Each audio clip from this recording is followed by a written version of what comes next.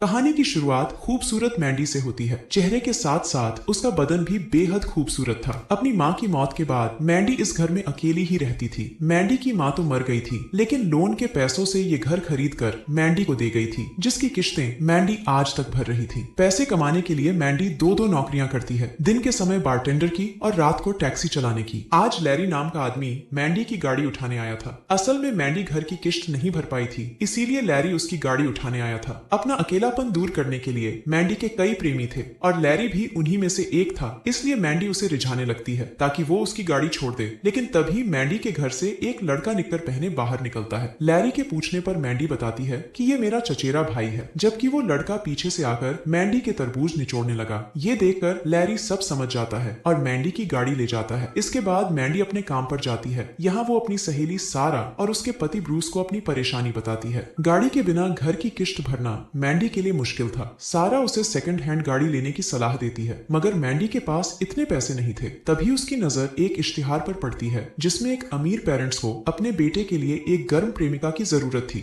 जो उनके बेटे को जिस्मानी खेल खेलना सिखा सके, और इस काम को करने वाली लड़की को नई चमचमाती गाड़ी इनाम में दी जाएगी। इनाम में गाड़ी देखकर मैंडी इस काम को करने का फैसला करती है। अगले ही दिन वो परिवार से मिलने निकल पड़ी। ये परिवार शहर का काफी अमीर परिवार था। पति का नाम जेम्स और पत्नी का नाम सलीना था। जल्दी ही मैंडी इनके घर पहुंच जाती है। सलीना और जेम्स उसका स्वागत करते हैं। घर के बाहर ही इनाम की गाड़ी खड़ी थी, जिसे देखकर मैंडी की आंखों में चमक आ जाती है। मैंडी के पूछने पर जेम्स बताता है कि हमारे बेटे का नाम रॉय है, वो 20 का होने वाला है, लेकिन अभी तक उसे प्यार और जिस्मानी खेल के बारे में कुछ नहीं पता। वो पूरा दिन अपने कमरे में मोबाइल देखता रहता है। पार्टीज करना, शराब सिगरेट पीना, लड़कियों को पटाना उसे कुछ भी नहीं आता। सलीना कहती है कि हमारा बेटा संत है और हम चाहते हैं कि तुम उसे संत से सलमान खान बना दो। उनकी सारी बातें सुनकर मैंडी कहती है कि अगर मैंने आपके बेटे को ये सब करना सिखा दिया तो क्या गाड़ी मेरी हो जाएगी। इस पर सलीना उसे बताती है कि ये गाड़ी तुम्हें जरूर मिलेगी, लेकिन उसे पाने के लिए तुम्हें हमारे बेटे के साथ पानी निकालना होगा। ये सुनकर मैंडी समझ गई थी कि गाड़ी पाने के लिए उसे रॉय से अपनी गुफा में धमाके करवाने ही पड़ेंगे। अब वो उनसे पूछती है कि मैं रॉय से कहाँ मिल सकती हूँ। जेम्स बताता है कि वो तुम्हें अपनी पालतू शॉप में मिलेगा, लेकिन याद रहे रॉय को ये कभी पता नहीं चलना चाहिए कि हमने तुम्हें उसके पीछे लगाया है। कुछ देर बाद मैंडी अपने घर वापस आ जाती है। उसे अब एक गाड़ी चाहिए थी, इसलिए वो अपने दोस्त ब्राउन से गाड़ी मांग लेती है। अगले ही दिन वो अच्छे से तैयार होकर पालतू खरीदने के बहाने रॉय की शॉप में आ गई। रॉय को उसके भरे भरे तरबूज अच्छे लग रहे थे, लेकिन फिर भी वो उसकी तरफ ज्यादा ध्यान नहीं देता। मैंडी उसे रिझाने की हर कोशिश करती है, लेकिन रॉय टस से मस नहीं होता। मैंडी उसे अपने तरबूज और गर्म जवानी दिखाती है, मगर कोई फायदा नहीं होता।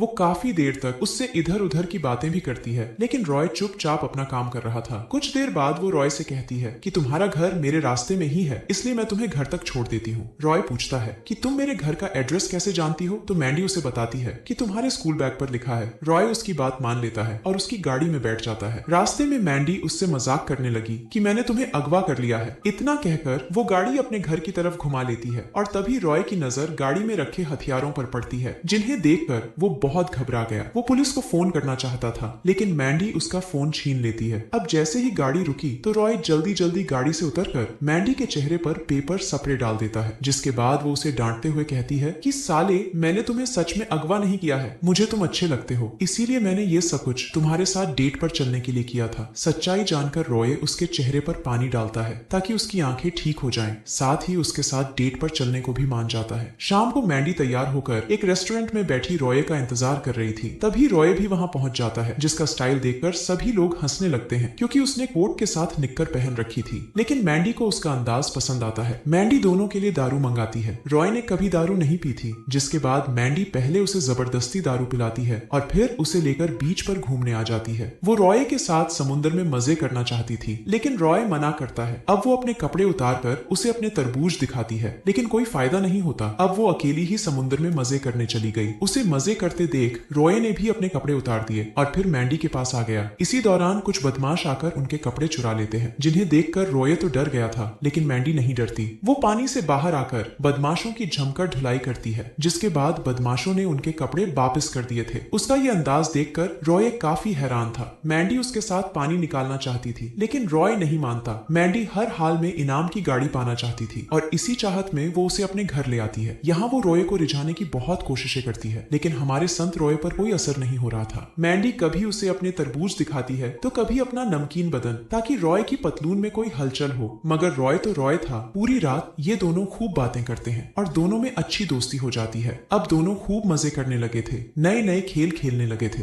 धीरे धीरे ये दोनों करीब आ रहे थे। ऐसे ही एक दिन रॉय हिम्मत कर मैंडी के रसीले होठों का स्वाद चखता है। एक बार मैंडी ने रॉय को बताया था कि वो कभी प्रॉम पार्टी में नहीं गई, इसलिए आज वो दोनों एक होटल में खाना खाने जाते हैं। रॉय मैंडी के लिए पियानो बजाता है ताकि मैंडी प्रॉम का मजा ले सके। इसी दौरान वहां रॉय को उसकी एक दोस्त सोनिया मिल जाती है। सोनिया रॉय को अपने घर एक पार्टी में आने को कहती है। उन दोनों को करीब देखकर मैंडी को जलन होने लगी थी। जलन के मारे वो दारू पीने लगती है। वैसे उसने रॉय को काफी हद तक बदल दिया था। रॉय को दारू पीना, पार्टीज करना, लड़कियों के साथ बात करना अच्छा लगने लगा था। रॉय चाहता था कि मैंडी भी उसके साथ पार्टी में चले, लेकिन मैंडी गुस्से में आकर कहती है कि मैं अपना घर बेचकर जल्दी ही यहाँ से जाने वाली हूँ, यानी हमारा रिश्ता थोड़े ही दिनों का है। उसकी बात सुनकर रॉय को बेहद बुरा लगता है और वो अकेला ही सोनिया की पार्टी में जाने का फैसला करता है। वो साला गुस्से में आकर दारू पीने लगा। मैंडी उसे रोकती है, लेकिन साला वो नहीं रुकता। कुछ ही देर बाद रॉय अकेला ही सोनिया की पार्टी में चला गया और मैंडी भी उसके पीछे पीछे पार्टी में आ गई। ये पार्टी छोटे लड़के लड़कियों की थी, इसलिए वो लोग मैंडी को चिढ़ाने लगते हैं, लेकिन मैंडी उनकी तरफ ध्यान नहीं देती और रॉय को ढूंढती हुई एक कमरे के पास आ जाती है और दरवाजा तोड़कर अंदर घुस जाती है। रॉय नशे में था और सोनिया उसका फायदा उठा रही थी। मैंडी जल्दी जल्दी उसे बाथरूम में लाकर पहले उससे जबरदस्ती उल्टी करवाती है और फिर उसे लेकर घर की तरफ निकल पड़ती है। अब रॉय को भी मैंडी से प्यार होने लगा था, इसलिए वो उसकी गुफा में धमाके करने को मान जाता है, लेकिन रॉय नशे में था, जिस कारण मैंडी उसे मना कर देती है। अगली सुबह रॉय अपने घर में था। उसे खुश देखकर उसके माँ बाप उससे कारण पूछते हैं, जिस पर रॉय उन्हें बताता है कि मैं पढ़ने के लिए विदेश नहीं जाना चाहता क्योंकि मुझे यहाँ एक लड़की से प्यार हो गया है। ये सुनते ही दोनों के होश उड़ गए, क्योंकि उन्होंने मैंडी को इसलिए रॉय के पीछे लगाया था ताकि विदेश जाने से पहले उनका बेटा समाज में रहना सीख जाए, लेकिन रॉय ने विदेश जाने से ही मना कर दिया था। वो दोनों रॉय को बाहर गाड़ी में जाकर बैठने को कहते हैं, क्योंकि ये लोग कहीं बाहर जाने वाले थे और उसके जाते ही ये लोग मैंडी को फोन कर सारी बात बताते हैं। इनके घर का फोन गाड़ी से जुड़ा हुआ था और गाड़ी में रॉय था। सलीना मैंडी से कहती है कि तुम्हें रॉय को विदेश जाने के लिए मनाना होगा और बदले में तुम्हें काफी पैसे मिलेंगे। रॉय उनकी सारी बातें सुन लेता है, जिसके बाद वो सब समझ गया कि जिसे वो प्यार समझ रहा था वो तो उसके माँ बाप की सेटिंग थी। उसी दिन रॉय बिना किसी को बताए सोनिया को अपने घर खाने पर बुला लेता है। तीनों रॉय के सामने ऐसे बर्ताव करने लगते हैं कि जैसे वो आज पहली बार मिल रहे हो। इसी बीच रॉय का एक दोस्त फोन कर उसे घर के बाहर बुलाता है। इसके बाद वो अपने दोस्त के साथ मिलकर उसी गाड़ी को तोड़ देता है जो मैंडी को इनाम में मिलने वाली थी। उसका दिल तो कर रहा था कि वो मैंडी को जान से मार दे, लेकिन वो अपना सारा गुस्सा गाड़ी पर ही निकालता है। इसके बाद वो मैंडी के पास आकर उसे गर्म करने लगा। मैंडी तो कब से इसी कोशिश में थी, इसलिए वो भी मान जाती है। रॉय का ये पहली बार था, जिस कारण शुरू होने से पहले ही काम खत्म हो गया। छोटा सा धमाका करने के बाद वो मैंडी को बता देता है कि मुझे पता चल गया है कि मेरे माँ बाप ने तुम्हारे साथ क्या सौदा किया है। वो गुस्से में आकर उसे अपनी जिंदगी से निकाल देता है और टूटी हुई गाड़ी उसके घर भेज दी जाती है। मैंडी भी समझ गई थी कि पैसे कमाने का कोई छोटा रास्ता नहीं होता, इसलिए वो दिन रात मेहनत कर अपना सारा कर्ज चुका देती है। मैंडी को आज भी रॉय के लिए बुरा लग रहा था, इसलिए वो उससे माफी मांगने का फैसला करती है। वो अगले ही दिन रॉय से मिलने उसके कॉलेज पहुंच गई। वो उससे बात करने की कोशिश करती है, लेकिन रॉय उसकी बात नहीं सुनना चाहता था। मैंडी हर हाल में रॉय से बात करना चाहती थी, जिस कारण वो रॉय की गाड़ी के ऊपर ही चढ़ जाती है। रॉय को उस पर बेहद गुस्सा था। वो गाड़ी को तेजी से भगाने लगता है, जिसके बाद गाड़ी सीधा समुद्र में जाकर रुकती है। दोनों समुद्र से बाहर निकलते हैं और एक दूसरे से बात कर सारे गिले शिकवे दूर कर लेते हैं। कुछ दिनों बाद रॉय विदेश जाने के लिए तैयार था और मैंडी उसे एयरपोर्ट छोड़ने जा रही थी, क्योंकि अब इन दोनों में अच्छी और सच्ची दोस्ती हो चुकी थी। और इसी के साथ इस कहानी